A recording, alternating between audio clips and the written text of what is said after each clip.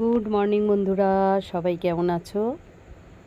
নতুন গাছে প্রথম ফুল তোমাদের সাথে শেয়ার করলাম। একটা নতুন ভিডিওতে তোমাদের সবাইকে আমার আয়মন ভ্লগসে স্বাগত আর অনেক অনেক ভালোবাসা। আশা করি সবাই খুব ভালো আছো। আজকের ওয়েদার খুব ভালো, প্রচুর রোদ উঠেছে, প্রচুর। আর দেখছো ছাদেও এসেছি, আর এই যে ফুল ফুটলে সেটা ভিডিও না করে থাকা যায়। আজ হচ্ছে স্যাটারডে, আর আজকে কিন্তু আমার মেয়েদের স্কুল হচ্ছে। একদিন গ্যাপ গেছিলো, তাই আজকে সেই ক্লাসটা হচ্ছে। আর মানডের রুটিনে আজকে স্যাটারডের ক্লাস হচ্ছে, তাই পুরো স্কুলই হবে। তাই আজকেও একটু তাড়া, শনিবার বলে আর কোনো ছুটি না, আর এক্সট্রা কোনো কাজও আজকে হবে না। তবে দেখি মেয়েকে স্কুল থেকে নিয়ে এসে আমার ঘরটা একটু গোছানো আছে, সেটা করব। আর এই দেখো বন্ধুরা, আজকের যা যা ফুল তুলেছি তোমাদের সাথে শেয়ার করলাম। এই সাদা জবাটাও কিন্তু আমাকে এক দিদি দিয়েছে, গাছটা বেশ ভালোই হয় এখন। আর আমি লোকনাথ বাবাকে দিই, গুরুদেবকে দিই, মানে সাদা ফুল যে ঠাকুরকে দেওয়া যায় সেরকম দিই। লাল জবা যখনই পাই তখন বজরংবলীকে দিই, মা কালীকে দিই, কিন্তু আজকের বড় লাল জবাটা দিয়েছি মা লক্ষ্মীকে। আর আমার ঠাকুর ঘরের এই আলোটা জ্বাললে না কেমন যেন লাগে ভিডিওটা, কে জানে তোমাদের কেমন লাগে। আমার ভালো লাগে, কিন্তু আবার ঠিক পরিষ্কার লাগে না। আর এই যে দেখো, আলোটা কিন্তু খুব ভালো লাগে। আর এখানে নিচে পুজো দেব, সব নিয়ে নিয়েছি। বাইরের ওয়েদার দেখেছো, সকালে ছিল খটখটে রোদ, আর এখন হচ্ছে মেঘ করে গেছে। আমি তো জামা কাপড় কিছুটা কাচবো ভেবেও কাচলাম না, দেখি। আর আজকের মিঠিকে স্কুলে দিয়ে ফেরার পথে, আজকে যেহেতু নিরামিষ রান্না হবে, শনিবার তো আমরা নিরামিষ খাই, এখানে দই আছে, দুধ আছে, কাজু কিশমিশ, এখানে গোবিন্দভোগ চাল আছে 1 কিলো। আর এটার মধ্যে আমার মেয়ে খেতে ভালোবাসে, একটু দানাদার এনেছি। আর এখানে 500 পনির আছে। আজ দোকান থেকে পনিরটা কেন আনলাম, আজকের আমি ছানার কোপ্তা বানাবো তাই। না হলে এমনি প্যাকেটের পনিরই আমরা খাই, ওটা পিস করতেও সুবিধে আর ভালো লাগে। দোকান থেকে আনি না পনির, কিন্তু আজকের ছানার কোপ্তা করবো বলে এনেছি। আর দইটা বললাম, দইটা এনেছি বনি টনিদের জন্য। এখানে দেখো ছানাটা হলুদ, লঙ্কার গুঁড়ো, ঘি, নুন, মিষ্টি সব কিছু দিয়ে রেডি করে নিয়েছি, ওটাকে মাখবো। আর চলো, এখানে কাজু কিশমিশ তো তোমাদের দেখালাম, দইটা ফ্রিজে রাখি। আর চালটাও ধুয়ে রেখে দিয়েছি পোলাওয়ের। যা যা দিয়েছি বললাম সব কিছু দিয়ে এই যে ডোটা বানিয়ে নিয়েছি। তবে দেখছি একটুখানি আটা দিতে হবে। একটু আটা দিয়েছিলাম, অল্প করেই দিয়েছি, বেশি তো দেওয়া যায় না, যাতে জিনিসটা ভেঙে না যায়। তাই দেখছি যে ঠিক হচ্ছে কি না, কিন্তু আমার মনে হচ্ছে আর একটু আটা দিলে ভালো হতো। আর একটা কিশমিশ দিয়ে দিলাম, তাহলে কোপ্তাটা হয়ে গেলে খাওয়ার সময় বেশ ভালো লাগে কিশমিশটা মুখে পড়লে। আজকের 500 পনির এনেছি, তোমাদের বললাম অনেকগুলো কোপ্তা হয়েছিল। আর এখন আমার জায়রাও আছে, তো তাই ওদেরও একটু দেবো, আমরাও খাবো, সবাই মিলে খাবো, তাই লাগবে এটা। চলো এখন আর এখানে ঘিটা দেখো ফ্রিজে রেখেছিলাম, একদম জমে গেছে। আর এখানে পোলাও করার জন্য যা যা লাগবে সব নিয়েও নিয়েছি। এখানে হাঁড়িতে ঘিও দিয়ে দিয়েছি, তবে অল্প করে দিয়েছি, আবার কিছুটা হলে আবার বাকি ঘিটা দেওয়ার থাকলে সেটা দিই। এখন এইটা ভেজে নিয়ে তারপরে তো চালটা ভিজিয়ে রেখেছি, তোমাদের দেখালাম। প্রায় আধ ঘন্টা মতো চালটা ধুয়ে পরিষ্কারভাবে রেখে দিয়েছি। তারপরে পোলাওটা করলে পোলাওটা খুবই ভালো হয়। এখানে কাজু কিশমিশ, গরম মশলা, তেজপাতা সবই দিয়েছি। আর এখানে দেখো চালটাও দিয়ে দিয়েছি। চালটা হালকা একটু ভেজে তারপরে পোলাও করব। খুবই সাধারণভাবে করি, সবাই যেরকম করে আমিও সেইরকমই বানাই। আর এখানে ঘি তেল দুটো মিশিয়ে দিয়েছি কোপ্তাগুলো ভাজার জন্য।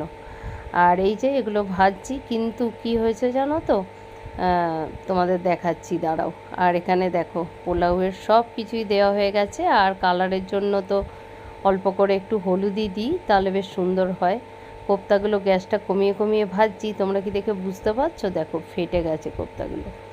আবার ডোটাকে ভালোভাবে মাখলাম, মেখে এবারে যেটা কড়াই দিয়েছি সেটা দেখছি আর ভাঙছে না। এই দেখো, প্রথমবারে যেটা ভেজেছিলাম সেটা একটু ভেঙে যাচ্ছে, মনটা হচ্ছিল যে মনে হচ্ছে ঠিক হয়নি মাখাটা। আর এখানে জল আর দুধ মিশিয়ে রেখেছি পোলাওতে দেবো বলে। ধরো 4 গ্লাস জল হলে সেখানে 3 গ্লাস জল, 1 গ্লাস দুধ এরকম দিই। আর এখানে আজকের ছানার কোপ্তাটা একটু আলু দিয়ে করছি, একটু মানে খাওয়াও যাবে, পোলাওটা দিয়ে খাবে তো, কোপ্তাটা করলে খুব অল্প হয়ে যায়, তাই একটু আলু দিলাম আজকে।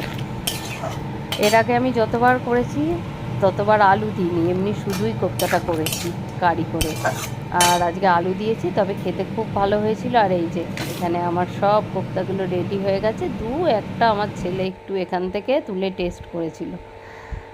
আর এবারে নামাবো, এটা গ্যাস অফ করে দেবো, বেশি ফোটালে আবার ভেঙে যাবে এগুলো, তাই ঘি যা ছিল সব দিয়ে দিয়েছি পোলাও টোলাওতে দিয়ে, এবারে গলিয়ে লাস্টে ঘি শেষ, ঘি গরম মশলা দিলাম, এটাও আমার রেডি। আজকের এটাই লাঞ্চ। চলো বন্ধুরা, ঘরের সব কাজ সেরে রেখে এবারে চলেছি মেয়েকে আনতে। আর আজকে আমি যে শাড়িটা পরেছি এটা আমার বান্ধবী দিয়েছে, পার্বতী। জানি না ও আমার ভিডিও দেখবে কি না, তবে খুব ভালো হয়েছে শাড়িটা। আমি তো ব্ল্যাক কালার ভীষণ পছন্দ করি, তাই শাড়িটা আমার ভীষণ পছন্দ হয়েছে। আর আজ শনিবার আর গতকাল শুক্রবারও আমি রূপাইদার টোটো করেই গেছিলাম, কেননা আমাদের যে টোটোর দাদা উনি দুদিন আসতে পারবে না বলেছিলেন। চলো বাড়ির কাছাকাছি চলে এসেছি, মেয়েকে নিয়ে ফিরছি। আর তোমাদের বললাম আজকে শনিবার, এখানে আমাদের বাবার একটা মন্দির আছে, দেখো এখানে পুজো হচ্ছে, তাই কতজন পুজো দিতে এসছে। বেশ এই বড় বাবার মন্দিরটা আমাদের বাড়ির সামনে হয় না, আমাদেরও যখন পুজো দেওয়ার থাকে বেশ সুবিধে হয়েছে। মেঘ করেছিল, তারপরে আবার যেই রোদ উঠেছে দেখেছি না, দুটো বেড কভার পিলো কভারগুলো সব একসাথে কেচে দিয়েছি, মানে সাদা যা যা ছিল সব একসাথে কেচেছি। অন্য জামা কাপড়ের সাথে সাদা জিনিস দিলে কেমন হয়ে যায়। আজ হচ্ছে 17ই শ্রাবণ, বাবার পুজো হচ্ছে সব মন্দিরে। আমরা তো এবছর পুজো দেব না, আমার ভাসুর মারা গেছেন এই 2.5 মাস হলো, তাই এবছরটা আমাদের হবে না পুজো দেয়া, তাই দেব না। ঘরেই দিচ্ছি বাবাকে পুজো যেভাবে পাচ্ছি, কিন্তু সব মন্দিরে খুব সুন্দর পুজো হচ্ছে তো শুনছি, মনটা ভালো লাগছে, যেতে পারবো না তো কি। চলো, খুব মেঘ দেখো করে আছে। আজকে কাজ করতে এসেছিলো, আজ রাজুদা আমাদের ছাদই পরিষ্কার করলো, আমার জায়ের ওদিকেও সব পরিষ্কার করলো।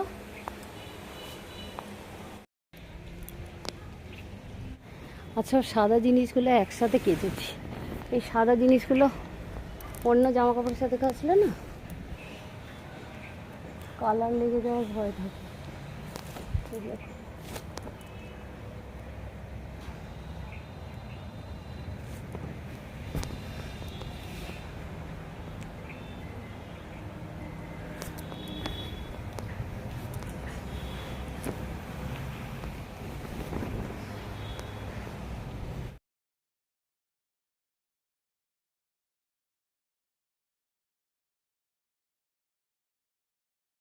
তবে আজ তো নিরামিষ,